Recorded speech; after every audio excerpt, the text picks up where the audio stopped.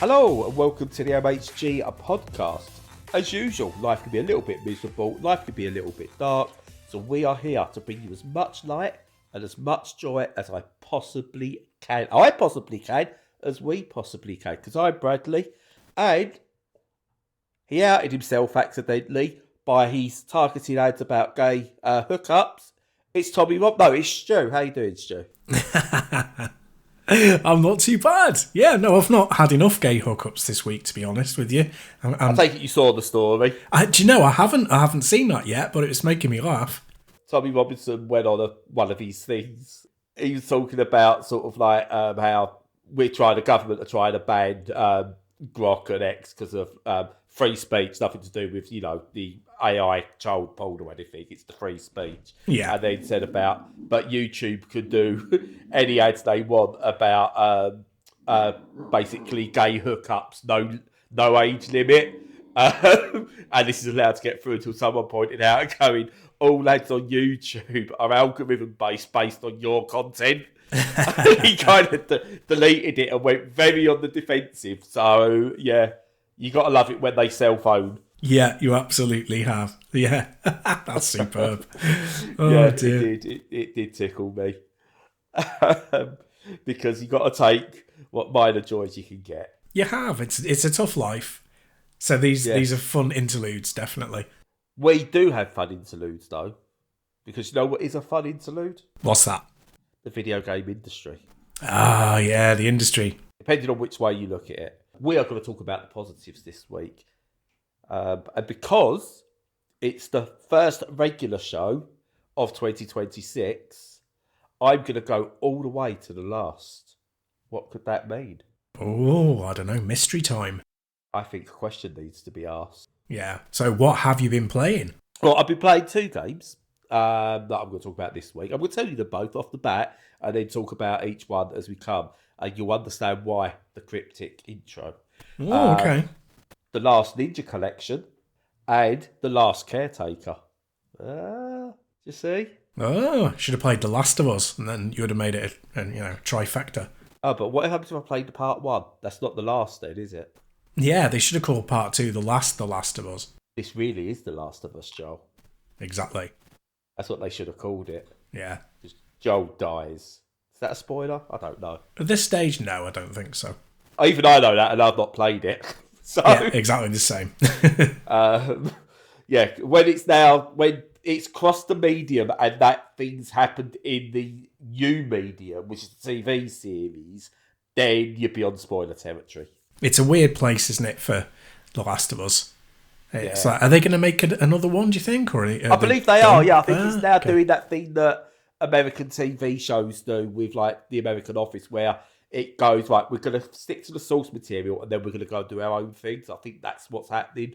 Okay, that's fair enough. So, yeah. But anyway, I've been playing two games. And the first one I want to talk about is The Last Ninja Collection, which is, if anyone doesn't know, The Last Ninja is a series of games from the Commodore 64, the Amiga Spectrum era, which was these kind of stealthy action games from the past. I loved them. I absolutely loved these games. And I think I've spoke about last year, ironically enough, I didn't even realise this was going to be a thing.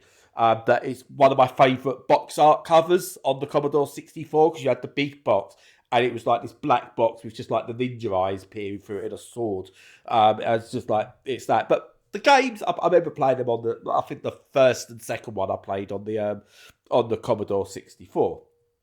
On my uncle's one. They never played the Spectrum version. Anyway, this is a collection of the 4 or 5 Last Ninja games, plus a couple of bonus games on there. The International Karate games, IK Plus, which were honestly the main reason I wanted this collection. I love The Last Ninja, and it's aged quite well. It actually plays quite well if you look at it through those rose-tinted spectacles to a degree. But it actually plays pretty decently still. But the main draw for me is definitely International Karate. and it's a fighting game that I think has never been bettered in its approach to how it works on fighting. I think it gives you the feeling of actually being like doing like a karate competition, or judo, any like martial arts competition where it's all about distance control, timing, where you hit, and stuff like that. And it's not just about knocking down health meters and sort of combos and stuff like that. You get a point if you kick someone to the head. That's it. It's a point. There's no sort of like health meters to knock down. So it's got all the proper sort of like martial arts rules to it. And I honestly don't think it's been better. I think the closest you've ever got to it being equalled is probably the Nidhogg games. But even they go a bit too far into fantasy for me. So really wanted those. But as a collection, this isn't one by Digital Eclipse. This is by System 3 software. And it is just a collection of the games with a few little added bits in there to sort of like tell you about the history of them, some box art, stuff like that. And it is just a case of, here are the games as you remember. We presented them, played them. Save states, things like that. It's got like, tells you how to play it with all the different control methods and everything, which is great. But again, I think with these, Digital Eclipse have done something that now any collection that comes out needs to meet these standards, I think. So it's a really good game. The games are really good. But I want more. I want talking heads. I want more scans of maybe magazines. I want like mini documentaries. I want all this in these retro collections. Because in all honesty, if I really just wanted to play these and see them out, I would have sought them out already and played them on an emulator. Which I have done with like IK Plus numerous occasions. What I want from these collections is, yes, preservation is important, but I want them done as more of a documentary style presentation, like I say, like you've got with the Atari 50 collection, like you've got with the Jeff Minter collection, the Tetris collection, all of those. That's what I want from these now, and I think they've set the standard. And whilst this doesn't fall short, it doesn't quite hit those standards. So yeah, it's an interesting one. One that I think if you are a fan of the games, it's well worth having. But I don't think this is interesting enough for people who have never played these before, or have no interest in these games or knowledge of these games. I don't think there's enough there to get those on board. Whereas I think if it was more of a documentary type thing, that would get more people interested in them. But as a collection, pretty decent, just not top level. Yeah, no, it's a funny one. That I mean, I suppose they're putting the price where it is. It's £25 in the UK. They're putting it that because they know that the audience will be comparatively small, so they don't want to undervalue themselves, which I think is fine. But on that point, like you said, the audience that you've got, who is going to be small, they're going to want extras. They're going to want more content. And considering that creating, like just sitting your company down and talking about these things in front of a microphone and then having that as part of the package, is not an expensive thing to do. That's something that seems like a bit of a miss to me. They should probably look at adding that in, I would think. Yeah. So, 100%. So, I say game preservation. Yeah, I'm glad this exists. And 25 quid for 7 games, not bad at all. And to be honest, I mean, you get a good couple of hours out of each of the Last Ninja games. And International Karate, you'll get out of it what you want. It's one of those you'll probably jump back in and out of now and again if you fancy it. So you're never going to go, I'm going to get a good 3-hour play session out of it. You'll play a 10-minute session. If you go, what can I do? I'll stick that on for 10 minutes kind of thing. But yeah, it doesn't even need to be, I don't think, the heads of studios, the developers. I think this is the sort of thing you could get fans talking about.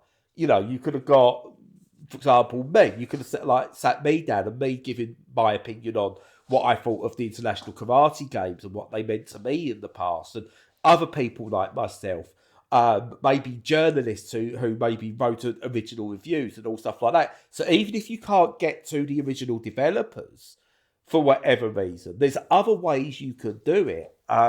We joked a couple of weeks ago about, like, you know, the Channel 5 things where they do Britain's Best Biscuit or whatever it is. Yeah. I almost think it's a perfect thing for something like this, where you have those kind of things. I'm not saying getting, like, what's below Z-list celebrities, you know, minus Zeds or whatever. Minus said. Getting those in, yeah. You're not getting those into it. You are getting genuine fans, general public to talk about it. So I think there's ways of doing it. And this, nothing wrong with this. I think we've been spoiled by others, and it's definitely something we need more of. I want to see this. I would call now the minimum it should be. It's a good collection. It's a good preservation part there, and I own it now, and I've got these games whenever I want them. But I think this is now the bare minimum that all these things have got to be. I do want to see more moving forward. So if we do a Dizzy collection, don't get me wrong, you've got the Evercade stuff, which is great for just here's the stuff on a cartridge or a disc or whatever. That's great. You've got that. For these, though, I want to see, like, the Oliver Twins talking about Dizzy. Or radio, or you know, even if it's audio interviews with pictures and stuff like that. That's what I want for, like, a Dizzy collection. And then, you know, you play Dizzy, but did you remember, like, the Seymour games? So we can talk a bit about those. And that's the sort of thing I want to start seeing. Why did these games? Why were they important to what we have now? So yeah, game preservation, and they do talk about this is about game preservation and the importance of it. In their blurb on the Steam page, and I'm all for that.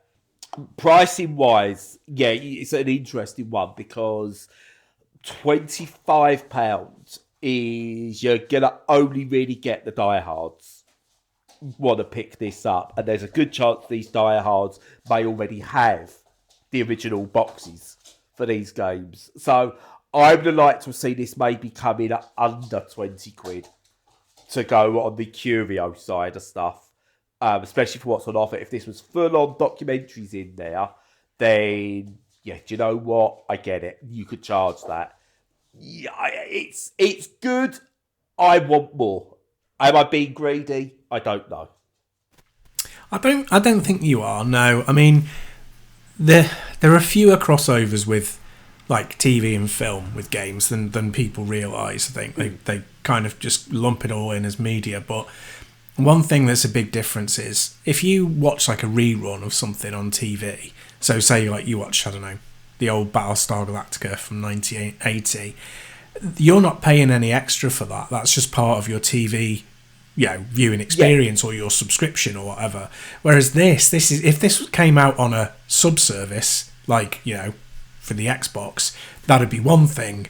But it's basically a collection of ROMs, and you can play ROMs whenever you want without having to pay the money.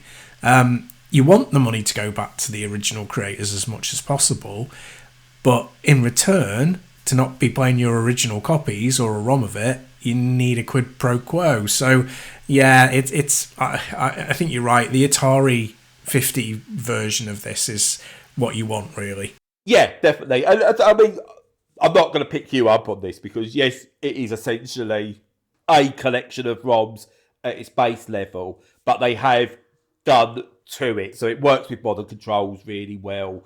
It has got some quality of life stuff added to it. So they've not done the bare minimum of just chuck a couple of ROMs on a package. They've done a little bit of work, so it retains its original but works modern, and it's got save states. It's got instructions and everything to it. It's got the information there, so it's not just here's a ROM, play it. It's got those little extra bits.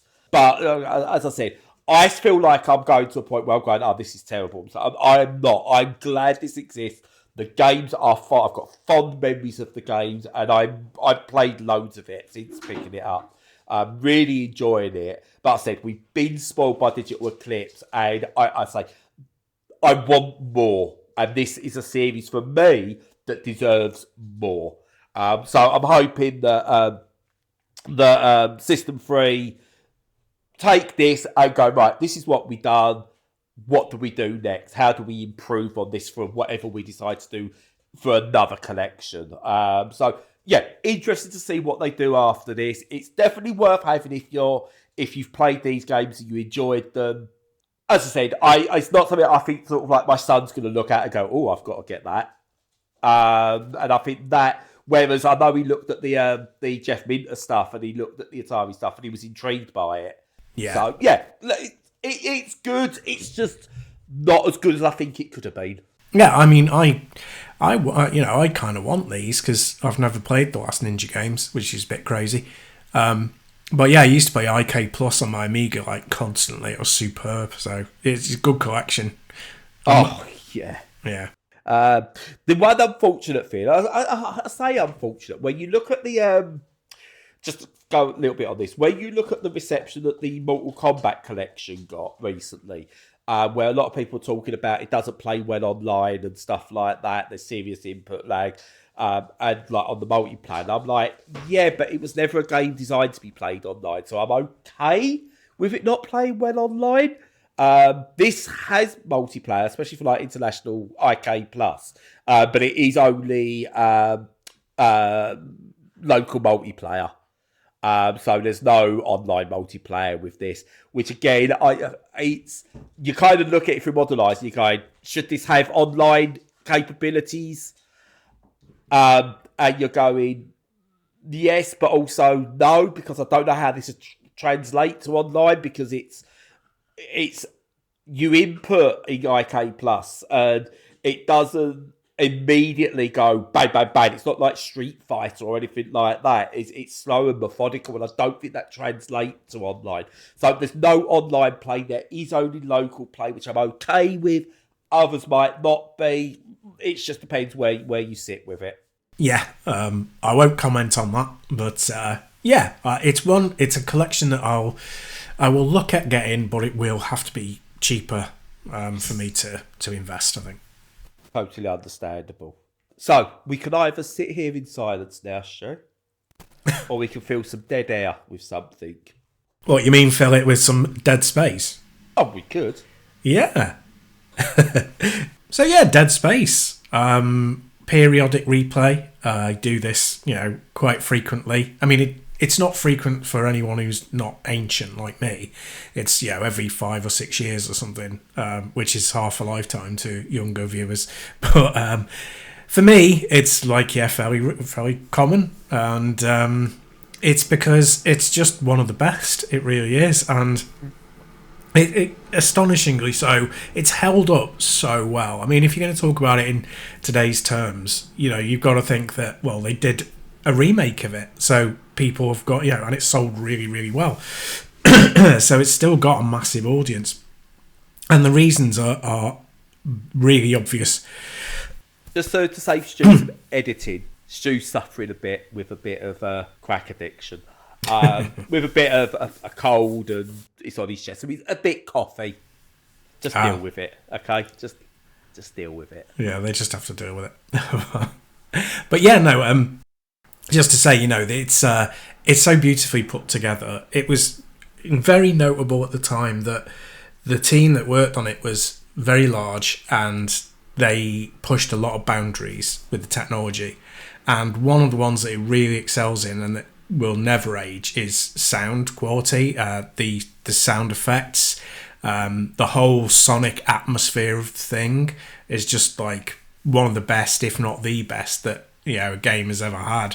And it adds so much to it. The basic lack of music most of the time, and all of the echoey, terrifying effects that are going on, and like even things where they do deliberate jump scares where it's purely audio based, and it'd be like something dropping off a table and it scares the pants off you. It's so beautifully put together, and the gameplay hasn't aged today as well. It's it's really in that kind of Resident Evil 4 sweet spot. Very deliberate, isn't it? Yeah, very, very deliberate, and it blends having large, almost overwhelming forces of enemies with the kind of pseudo tank controls that are a bit more evolved than Resident Evil 4, but still deliberately make it difficult for you to be traversing. So you feel that weight, you feel the sweaty terror of trying to, get yourself around the station without being mauled every 2 seconds. And visually, it's aged beautifully as well. It's just, it's got a real. It doesn't overdo anything. Everything that it does is, like you said, very intentional. Yeah, it's grimy, isn't it? Yeah. In all the right ways, yeah. Exactly, yeah. Everything completely intentional and does it really, really well. And it just ends up being such a tight, focused, sweaty, tense experience that, it's still one of the greats. Yeah, it's for me, it's and I talk about this, as we know, me and horror games don't get scared. I don't find them scary, but I always try and put myself in the position of the character. And what I think Dead Space does really well is it does have jump scares and it uses those sparingly really, really well. But it's the sense of tension that you feel for Isaac Clarke that it just permeates throughout the entire game. He never feels safe, so you never feel safe on his behalf, which is interesting. So you're always on edge for him. As you said, it's really good. The suit is heavy, so he can't just outrun stuff. I think the scarcity of ammo is done in such a way that you can't just blast stuff. You've really got to be careful. And when you are running low, you do get to that point where you're going, right, I don't want to see anything now because I've not got enough to deal with this. So tension, I think it's not been bettered in a game since. And others have tried to ape it, but have never got there. As you saw with the recent... what was that one? Everyone that was meant to be the new Dead Space and wasn't because it was a bit crap. Callisto Protocol? Yeah, the one you like. I'm the only person who likes that game, yeah. Yeah, but it's not Dead Space. But yeah, it's an interesting one. And it's back when EA were absolutely outstanding at what they was doing. And again, it's just to remind you of how far they fell as a company. Oh, completely. Yeah. You're completely right about sort of sympathising with Isaac as well and living through his experience, because part of the brilliant audio design is the whole the sounds that he makes, and he sounds tired, he sounds sweaty, he sounds scared, and you really do you get that strange sort of diverse split feeling of both seeing him as somebody separate and also feeling like you are him at the same time, which is a delicate balance in games, and it does it really well. So it's pretty right there up at the top. Did you ever play the remake? Not the remake, the remaster. Was it a remake or a remaster?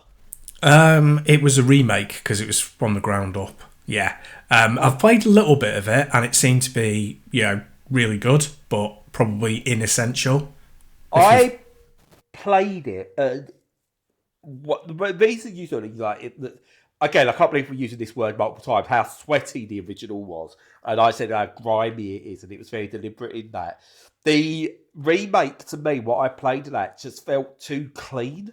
Right. And immediately just lost something. Like the murkier look, the murkier textures of the original added to that sense of you're never quite sure what's around the corner.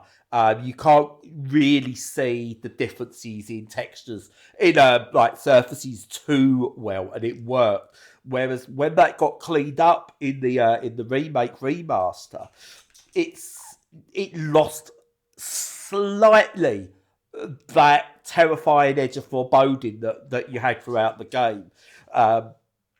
And again, it's not a bad one. I think it's one of the better sort of like remakes. But I think it just lost that something in that existential dread that you had in the original. So again, we're looking at with certain games, what is needed? Like, do some games need a remaster? Do they need a remake? Or do they essentially just need re-releasing with some minor quality of life? And yeah, it's definitely an interesting debate because I've played through the original Dead Space, I think last year. I had a quick go towards the start of the year. I played through like the first couple of hours of it again, just for something to do. And it's, yeah, you're right, it still holds up today magnificently well. Yeah, absolutely. There's an argument for whether or not there needed to be a remake of it. I think, most of it, 60-70% of that was driven by profit motive, which, fair enough. But, it's not there. From what I played of it, it's not there with the Resident Evil 4 remake, which, was similar, not in the way that it plays, but in the thought behind it, as the Resident Evil 1 remake, which was, we're going to make it look different but the same.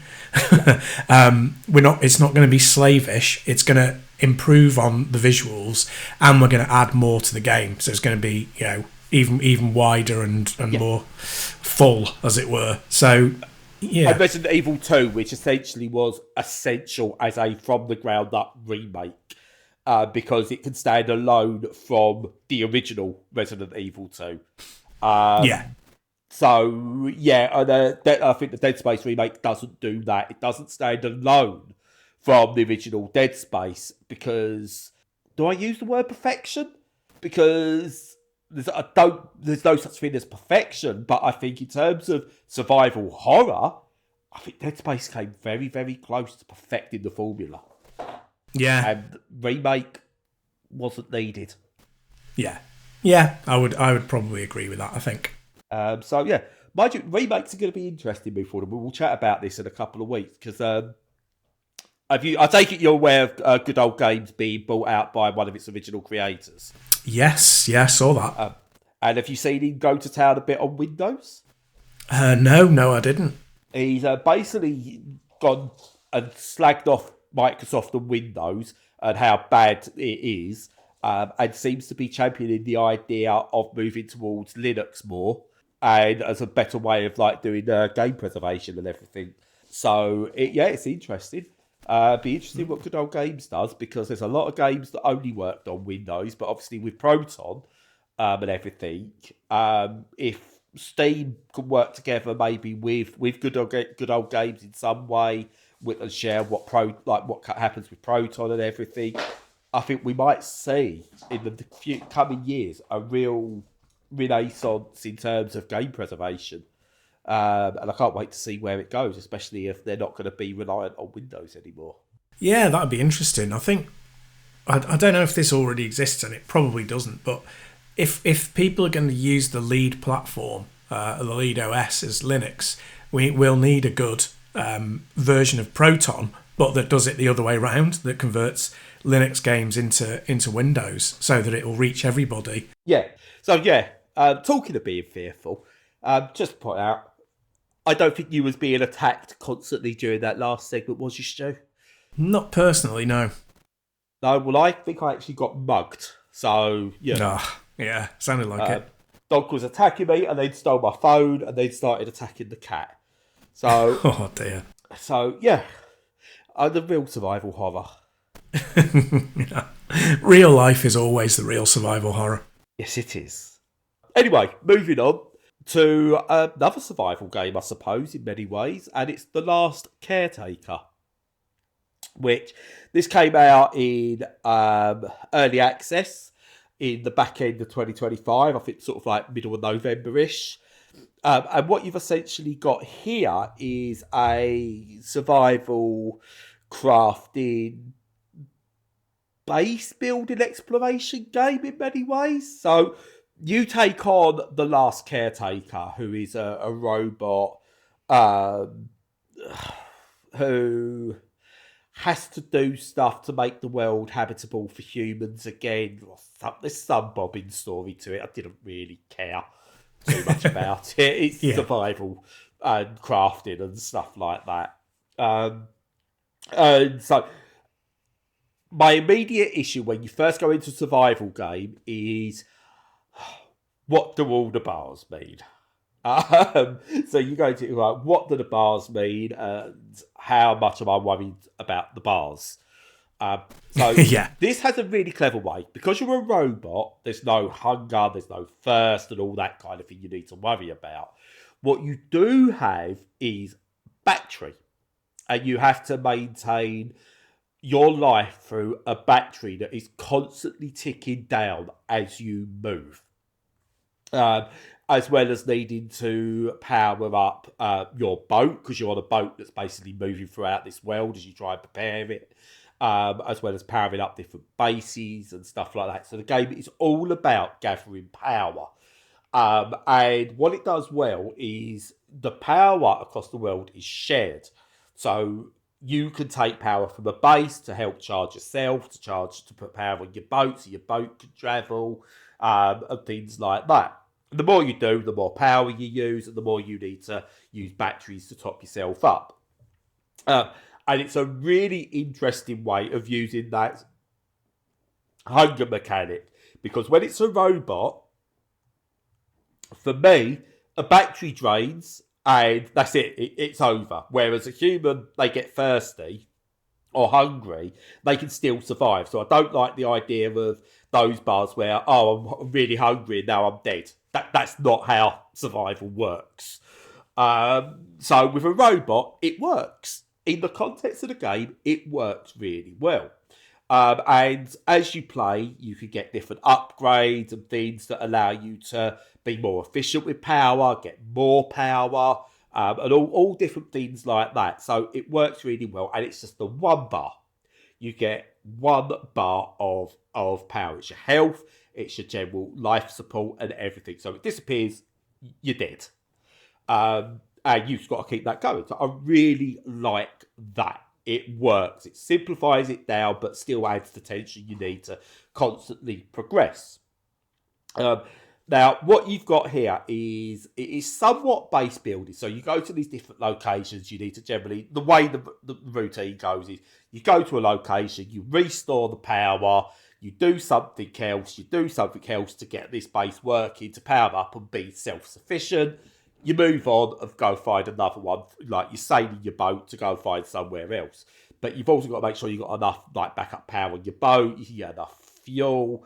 And the further you go, the more it adds slightly new mechanics to it. So you do need to think about biofuels and stuff like that, not for yourself, but for creating fuel. So you use biomatter to turn into fuel, which you can then turn into electricity and use that. So it's about some kind of automation going there. You use solar energy, wind energy, and so on. And the further you go, the more you unlock new skills and new tools and things like that, and really just allow yourself to sort of like automate everything. And it's a really good game in many respects. We spoke about Dead Space and how grimy that looks. This is very much, you can tell it's the end of the world. Everything's dark and dank in the world, and even when you get light and you start powering up, it adds some brightness, but it doesn't all suddenly make things beautiful and sort of bright and breezy. Everything's still got this dankness to it. Like, there's something ominous about the world you're in, and bar some weird little enemy types, like more like bugs and things like that you have to deal with. There's no real signs of other life, whether it's other major robots. Every other robot you come across is dead in some way. There's no actual, you're told about these humans, but I'm yet to find any evidence of human activity. So there's this ominous feeling about this world you're in without ever giving too much away. And overall, it's still in early access, and I'm getting through the cycles, but it's really, really difficult, and I get why they're going for this. The minor issues I've got at this stage with the game is it doesn't hold your hand, which is fine, but it doesn't explain enough to get you going. So you kind of do these things and it goes, you need power, and this is how you hook up power, and you do this and you do that. But it doesn't explain enough as to why, or, why batteries are, like, you can use batteries, they don't really do much at all to help power yourself. They barely have an effect. So do you need to save them for something else? You can buy them later, or do you really just go through them? So it doesn't explain enough about what everything's for or how it all comes together. It's like there's things you could do, sort of like you get like a wind turbine and you can put it on your ship, on your boat, and you get barely any power draw from it. But it doesn't explain why in any way. And it's kind of like you could explain why I'm getting, one wind turbine. I get maybe it's not enough to power it, but it's suggesting that even if I had 10 of these wind turbines, I wouldn't get enough power to really do much with it. So what's the point of them? Can I upgrade them? It doesn't really say. Do I get more power if I hook up 2 of them? But it doesn't say if I can daisy chain them. And the same with solar power. It's not really explaining enough to make you go, right, this is how I can prepare. And I think the game needs just a little bit more direction at the start of it to send you out into the world, rather than going, here's the very, very basics, now you're out in the world. And you're like, okay. And then it goes, oh, you're dead. Oh, okay. And it's not game over or anything. It just goes, oh, you're dead and you can't do anything now. And you're just like, okay.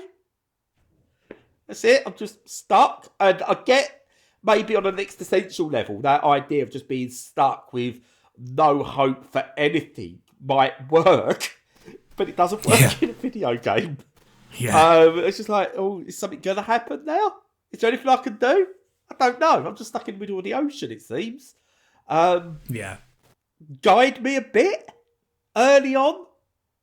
So, yeah, it's good. I really like it. And despite my issues with it in terms of guidance, I've put like 20 hours into this thing already. And I've barely got going. So it's doing something right. It's scratching that right itch, but it just needs that early guidance that I think these games need. But it is still early access, so again, I'm not going, it's completely missing this. The onboarding is possibly something that will come. Obviously, as long as the main mechanics and the general play of it are all working fine, that's what I want in early access. The full quality of life and the onboarding and how recycling works, how crafting works, that could all come, better explanations. But there's something there, but it's one I'm definitely now parking until it gets closer to a 1.0 or actually gets to 1.0. Yeah, no, that sounds fair. Yeah, sounds like there's some work needed, but a good solid basis for it. Yeah, I'm not gonna lie. There are some people I've had to look at. Some people do get it, so it could just also be that I'm a bit stupid. There's always that possibility, yeah. But it can't be that, Stu. We know it can't be that. Well, not in realistically, no, it couldn't be that. No, all the game's fault, not my fault. It's the children's fault. Yeah. It's the children who need to change. Yeah. I'm not out of touch. The children are out of touch. That's the one. Got Simpsons gift. But yeah, it's interesting. Some really good games still from 2025 that I've still got to talk about, that are coming out that obviously didn't get any mentions in our games of the year or anything like that are still decent quality titles. And I'll preempt coming up. There's already a banger for 2026 that's out, or coming out in the next couple of weeks that I've got hold of. So yeah. Nice. We're already starting off strong. There's quite a few on the agenda that I'm looking forward to this year. Yes, but if we could slow down, that would be good. And we've also got eugenics. I forgot we've got essentially the follow up, but the spiritual follow up to like the Isaac games. Yeah, that's right. It's coming out in February. It's been like what feels like years in the making. That honestly felt like it was going to be Phantomware at some point. It's very, very close. Yeah. I'm looking forward to that. And of course, a new EA Sports and a Madden, and everyone's looking forward to those, obviously. Of course, I can barely sleep waiting for those. No, that's just old age. Yeah, that's true. And existential dread and all that. It's nothing to do with FIFA. Yeah, although I am willing to put that in the whole pot of existential dread because it's horrendous. I mean, we should talk about the 1936, the 2026 World Cup at some point. We were definitely well closer to the time. Yes, because it's quite funny. There's a potential. Someone said, I'm not sure how it's going to work, but because of Trump's new visa rules, there's a good chance that Brazil versus Morocco in New York as one of the opening games technically might not go ahead because neither country will be granted visas for entering America. It's just like, yeah. What a world we live in. I know. But anyway, we're not talking about that. We're going to finish off now before we go down the rabbit hole that we usually go down at the start. That's true, yes. Yeah, we'll cut that off in its prime and we'll say goodbye. So, as usual, follow us on all the socials. Make sure you're checking out our content on the website. Join us on Discord's chat if you want. And until next week, stay safe and stay sane.